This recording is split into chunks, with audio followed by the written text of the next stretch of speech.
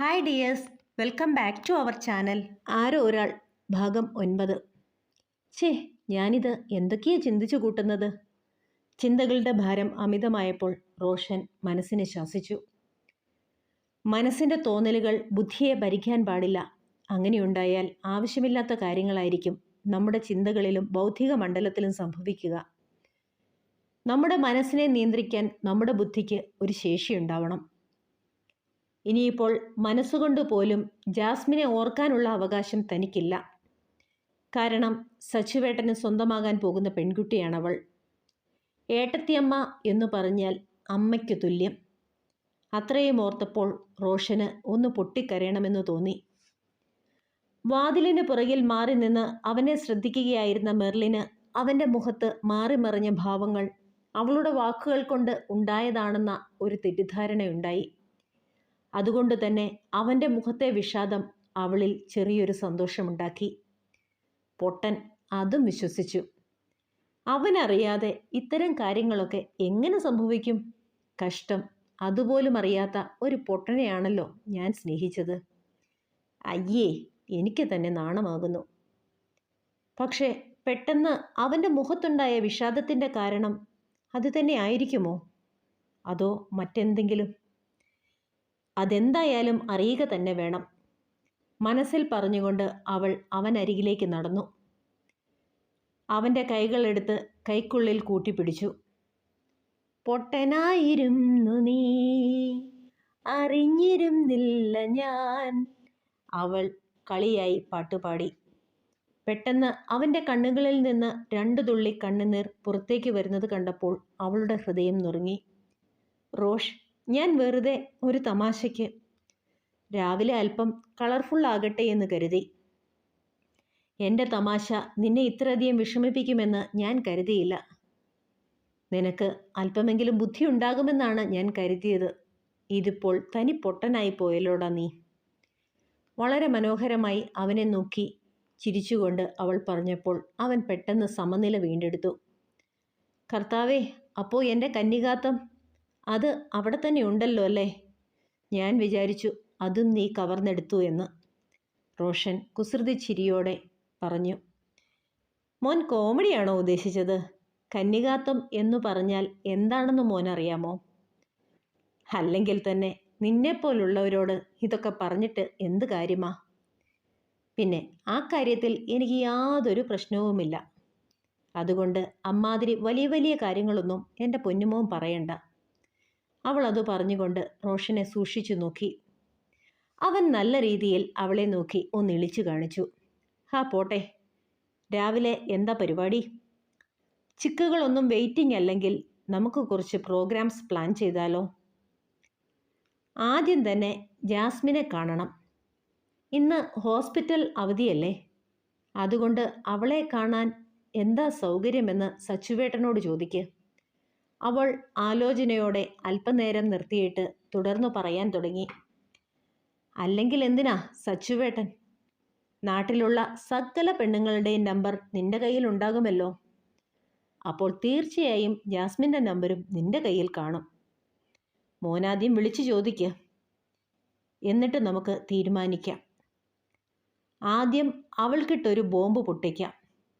സന്തോഷമുണ്ടാകുന്ന കാര്യങ്ങളൊക്കെ അത്ര പെട്ടെന്ന് കേൾക്കുമ്പോൾ ചിലപ്പോൾ ചിലർക്ക് ഹാർട്ട് അറ്റാക്ക് വരുമെന്ന് പറഞ്ഞു കേട്ടിട്ടുണ്ട്.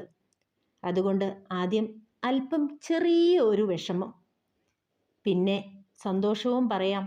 എങ്ങനെ? മെർലിൻ അവൻ്റെ അഭിപ്രായത്തിനായി കാതോർത്തു. സൺഡേ ആണ്, ചിക്സ് ഒരുപാട് വിളിക്കാനും സാധ്യതയുണ്ട്. എന്നാലും സാരമില്ല, എൻ്റെ മരങ്ങോടൻ സച്ചുവേട്ടന് വേണ്ടിയല്ലേ. ഓക്കെ, നമുക്ക് രാവിലെ തന്നെ ജാസ്മിനെ കാണാം. അവൾ എവിടെയുണ്ടെന്ന് ഞാൻ തന്നെ വിളിച്ചു ചോദിച്ചോളാം. നമ്മുടെ ആചാര വെടികളൊന്നും മുടക്കേണ്ട, എല്ലാം മുറ പോലെ നടക്കട്ടെ. പിന്നെ എനിക്കൊപ്പം വേറൊരു സ്ഥലത്തുകൂടി വരണം. സായയെ കാണണം. അവളോട് അല്പം നേരമൊന്ന് സംസാരിക്കണം. പറ്റുന്നത് പോലെ അവളെ ഒന്ന് ആശ്വസിപ്പിക്കണം. നഷ്ടപ്പെടുന്നവർക്കല്ലേ അറിയൂ സ്നേഹത്തിൻ്റെ വില. കിട്ടാത്ത സ്നേഹത്തിൻ്റെ വേദനയൊക്കെ അത് അനുഭവിക്കുന്നവർക്കേ അറിയാനാകും. നിനക്ക് അതൊരിക്കലും മനസ്സിലാകില്ല. അങ്ങനെ പറഞ്ഞു നിർത്തുമ്പോൾ അവളുടെ മുഖത്ത് നിറഞ്ഞു നിന്ന സങ്കടം അവനെ അല്പം ഒന്ന് വേദനിപ്പിച്ചു. ദേ പിള്ളേരെ, നിങ്ങളാരും എഴുന്നേൽക്കുന്നില്ലെന്നുണ്ടോ? ഇന്ന് ഹോസ്പിറ്റലിൽ പോകണ്ട എന്നുള്ളത് ശരിയാണ്, പക്ഷേ അതിങ്ങനെ കിടന്നുറങ്ങാനുള്ള ലൈസൻസ് അല്ല.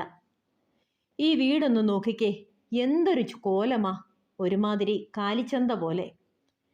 ഡൈനിങ് ടേബിളിലിരുന്ന ജഗ്ഗിലെ വെള്ളം മുഴുവൻ കാർന്നോമാരുടെ മുഖത്തേക്കും ദേഹത്തേക്കും ഒക്കെ തളിച്ചിട്ട് മെർലിൻ വാതിൽക്കലേക്ക് മാറി നിന്നു. ഛേ, എന്ത് പണിയാ മോളെ നീ ഈ കാണിക്കുന്നേ? ഇതിപ്പോൾ രാവിലെ തന്നെ കുളിപ്പിച്ചല്ലോ.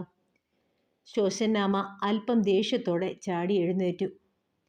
എൻ്റെ ശോശപ്പെണ്ണെ, ഉപദേശിക്കുവാണെന്ന് കരുതരുത്. 2 പെണ്ണുങ്ങളുള്ള വീടാ, കിടക്കുന്ന കിടപ്പ് കണ്ടില്ലേ? എഴുന്നേറ്റ് 2 എണ്ണവും കൂടി കുടുംബം വൃത്തിയാക്കാൻ നോക്ക്. സഹായത്തിന് ആള് വേണമെങ്കിൽ ദാ ആ 2 കുടവയറന്മാരെ കൂടി വിളിച്ചോളൂ. പിന്നെ ഞങ്ങൾ ഇന്ന് ബ്രേക്ക്ഫാസ്റ്റ് പുറത്തു നിന്നാണ്. ലഞ്ചിൻ്റെ കാര്യം അതറിയില്ല. ഹാങ് ഓവർ ഒക്കെ മാറിക്കഴിഞ്ഞ് വല്ലതും വെച്ചു വിളമ്പിയാൽ ഒരൊറ്റ മിസ് കോൾ ഞങ്ങളിവിടെ ഹാജരായിട്ടുണ്ടാകും. അവൾ പുറത്തേക്ക് ഓടാനായി തയ്യാറെടുത്തു. എടി മോളെ, നിന്നോട് ഡാഡിക്കൊരു സ്പെഷ്യൽ താങ്ക്സ് പറയാനുണ്ട്. വർഗീസിൻ്റെ ശബ്ദം കേട്ടപ്പോൾ അവൾ ഒരു നിമിഷം നിന്നു. എന്നാൽ പറഞ്ഞോളൂ ഡോക്ടർ വർഗീസ്, ഞാനിവിടെ ഹാജർ. മുന്നോട്ടാഞ്ഞ് വളഞ്ഞ് കൈകൾ കൂപ്പിക്കൊണ്ട് അവൾ പ്രത്യേക രീതിയിൽ നിന്നു. കർത്താവേ, ഒരു രാത്രി ഇരുണ്ടു വെളുത്തപ്പോൾ എല്ലാത്തിനും വട്ടായോ? അങ്ങനെ മനസ്സിൽ ചോദിച്ചുകൊണ്ട് റോഷൻ അവരെ തുറിച്ചു നോക്കി. എടി മോളെ, ഒരു 30 സ്റ്റിച്ചെങ്കിലും ഇടേണ്ട മേജർ സർജറിയാണ് നീ ഇന്നലെ രാത്രി സിമ്പിളായി സർജിക്കൽ ബ്ലേഡ് കൊണ്ട് കീറി മുറിച്ച് തുന്നിക്കെട്ടി വെച്ചത്. നന്ദിയുണ്ട് മോളെ, നന്ദി. പിന്നെ അങ്ങേര് സമ്മതിച്ചു കേട്ടോ. ചെറിയൊരു ആട്ടത്തോടെ എഴുന്നേറ്റ് വർഗീസ് മെർലിനെ ചേർത്ത് പിടിച്ച് നെറ്റിയിൽ ചുംബിച്ചുകൊണ്ട് പറഞ്ഞു. അതിനിവൾ എന്തോന്നു ചെയ്തെന്നാ? നേരം വെളുത്തപ്പോഴേ നിങ്ങളെ കുളിപ്പിച്ചെടുത്തതിനാണോ ഇങ്ങനെ നന്ദി പറയുന്നത്? ഇതിനു മാത്രം സ്നേഹിച്ചു കൊല്ലാൻ ഞാൻ ഉറങ്ങിയപ്പോൾ ഇവിടെ എന്താ സംഭവിച്ചത്? ചോദ്യത്തോടെ റോഷൻ നെറ്റി ചുളിച്ചു. എടാ ചക്കരേ, മോനെ റോഷ, നീ ഭാഗ്യമുള്ളവനാ. ജീവിതത്തിൽ ഏത് പ്രതിസന്ധി ഘട്ടങ്ങൾ വന്നാലും ഇവൾ കൂടെയുണ്ടെങ്കിൽ നീ വിജയിക്കുക തന്നെ ചെയ്യും. ഇന്നലെ രാത്രി ഞങ്ങൾ തലകുത്തി മറിഞ്ഞാലോചിച്ച ഒരു കാര്യം ഇവൾ ഒരു നിമിഷം കൊണ്ടാണ് സെറ്റാക്കിയിട്ട് പോയി കിടന്നുറങ്ങിയത്. ഇവൾ പൊന്നപ്പനല്ലടാ, തങ്കപ്പനാ, തങ്കപ്പൻ. വർഗീസിൻ്റെ കൈകൾ അവളെ വരിഞ്ഞു മുറുക്കി. തെളിച്ചു പറ ഡാഡി, ഇതിപ്പോ അവളെ സ്നേഹിച്ചങ്ങ് കൊല്ലൂന്നു തോന്നുന്നല്ലോ. ഇവളെ ഇങ്ങനെ പൊക്കി വിടാനും മാത്രം ഇവിടെ എന്താ ഉണ്ടായത്? അയ്യേ, പൊന്നുമോന് തീരെ അസൂയയില്ലല്ലോ. ഇവൾ ചെയ്ത കാര്യം അത് കേട്ടാൽ നീ ഞെട്ടും. ഞെട്ടാൻ തയ്യാറാണോ? എന്നാൽ ഞാൻ പറയാൻ തയ്യാറാണ്. Deal or no deal. Varghese Suresh Gopi സ്റ്റൈലിൽ റോഷനെ നോക്കി. ഡീൽ, 100 തവണ ഡീൽ. മനുഷ്യൻ്റെ ക്ഷമ പരീക്ഷിക്കാതെ ഡാഡി ഒന്ന് പറയാമോ? ശരി ശരി, ഇനി സസ്പെൻസ് വേണ്ട. നമ്മുടെ കീരിക്കാടൻ ജോസിനെ എങ്ങനെ കാര്യങ്ങൾ പറഞ്ഞു മനസ്സിലാക്കണമെന്നോർത്ത് ഞങ്ങൾ ആലോചിച്ച് വിഷമിച്ച് കൊണ്ടിരിക്കുമ്പോൾ എൻ്റെ മോളൊരു കാര്യം ചെയ്തു. അതോടുകൂടി എല്ലാം സെറ്റായി. നീ അറിഞ്ഞോ? അങ്ങേര് സച്ചുവിൻ്റെ ഇഷ്ടത്തിന് സമ്മതം മൂളിയടാ. മറു കൈകൊണ്ട് റോഷനെ ചേർത്ത് പിടിച്ചുകൊണ്ട് ഡാഡി അത് പറഞ്ഞപ്പോൾ അവൻ അത്ഭുതത്തോടെ മെർലിനെ നോക്കി. ഒരു കൈകൊണ്ട് ഇട്ടിരുന്ന ഡ്രസ്സിൻ്റെ കോളർ ഒന്നുയർത്തി അവൾ അവനെ നോക്കി സുന്ദരമായൊന്ന് കണ്ണടച്ച് കാണിച്ചു. ഡാഡി, അപ്പോൾ മുത്തശ്ശൻ സമ്മതിച്ചു എന്നാണോ പറയുന്നത്? പെട്ടെന്ന് പുറകിൽ നിന്നും സച്ചുവിൻ്റെ സന്തോഷം നിറഞ്ഞ ശബ്ദം കേട്ടു. അതേടാ മോനെ, അങ്ങേര് സമ്മതിച്ചു. ആരെ വേണമെങ്കിലും നിനക്കിനി ധൈര്യമായി കേട്ടാ. നിന്റെ ലക്കി ടൈമാണ് മോനെ, ടൈം. Thanks daddy. എൻ്റെ ഒരിഷ്ടം പറഞ്ഞപ്പോൾ ഇത്ര പെട്ടെന്ന് നിങ്ങൾ തീരുമാനമെടുക്കുമെന്ന് ഞാൻ സ്വപ്നത്തിൽ പോലും വിചാരിച്ചതല്ല. എന്നാലും നിങ്ങളൊരു സംഭവമാണല്ലോ. അതെങ്ങനെ മുത്തച്ഛനെ പറഞ്ഞ് സമ്മതിപ്പിച്ചു? സച്ചി സംശയത്തോടെ ചോദിച്ചു. മോനെ സച്ചു, അത്രയ്ക്ക് ബുദ്ധിയൊന്നും ഇവിടെ ഈ തലയിലില്ലെന്നറിഞ്ഞുകൂടെ? ഞാനൊരു സാധാരണ ഡോക്ടർ മാത്രമാണ്. പിന്നെ കുരുട്ടുബുദ്ധി കൊട്ടേഷൻ എടുത്തിരിക്കുന്ന ഒരെണ്ണം നിന്റെ കൂടെ ഉണ്ടല്ലോ. എല്ലാത്തിനും അവളോട് താങ്ക്സ് പറഞ്ഞാൽ മതി. അടിയൻ ആർക്ക് വേണമെങ്കിലും താങ്ക്സ് പറയാം. അല്ലെങ്കിൽ വേണ്ട ചേട്ടാ, നീ താങ്ക്സ് ഒന്നും പറയണ്ട. എനിക്കൊരാവശ്യം വരുമ്പോൾ കൂടെ നിന്നാൽ മതി. മെർലിൻ റോഷനെ നോക്കിക്കൊണ്ട് പറഞ്ഞു. ഇവളെ അങ്ങ് കെട്ടിയാൽ മതിയായിരുന്നു അല്ലേ ഡാഡി? അങ്ങനെയാണെങ്കിൽ ജീവിതകാലം മുഴുവൻ ബുദ്ധി അന്വേഷിച്ച് വേറൊരിടത്തേക്കും പോകേണ്ടല്ലോ. സച്ചിൻ അത് പറഞ്ഞപ്പോൾ മെർലിൻ ഞെട്ടലോടെ അവനെ നോക്കി. എൻ്റെ പൊന്നെ, ഇങ്ങനെ നോക്കി പേടിപ്പിക്കാതെടി. ഞാനൊരു തമാശ പറഞ്ഞതാ. അവളുടെ നോട്ടം കണ്ടപ്പോൾ സച്ചിൻ പറഞ്ഞു. ഡാ ചേട്ടാ, ഇപ്പോഴും സമയം വൈകിയിട്ടില്ല. അങ്ങനെ നിങ്ങൾ ഇവളുടെ ഉത്തരവാദിത്വം ഏറ്റെടുത്താൽ കണ്ടകശനി എൻ്റെ തലയിൽ നിന്നും ഒഴിഞ്ഞു പോയേനെ. റോഷൻ പൊട്ടിച്ചിരിയോടെ പറഞ്ഞു. അതെങ്ങനെയാ? അവൾക്ക് റോഷൻ എന്ന മാറാരോഗം ബാധിച്ചിട്ട് വർഷങ്ങളായല്ലോ.